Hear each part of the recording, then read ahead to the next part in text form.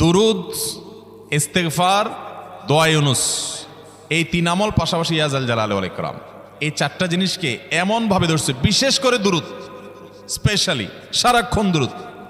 আল্লাহ রাব্বুল আলামিন এমনভাবে সহযোগিতা করেছেন, এমনভাবে উদ্ধার করেছেন যে কল্পনা করলে অবাক লাগে এখন যে এটা কিভাবে সম্ভব।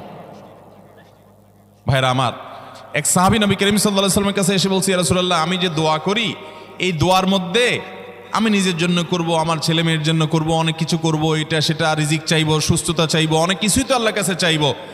আপনি তো আল্লাহর রাসূল, আপনার জন্য দোয়া করলে আমাদেরই লাভ, একবার দোয়া করলে আল্লাহ 10 বার রহমত নাজিল করবেন, তো আপনার জন্য আমার দোয়ার ভিতরে কত পার্সেন্ট রাখবো?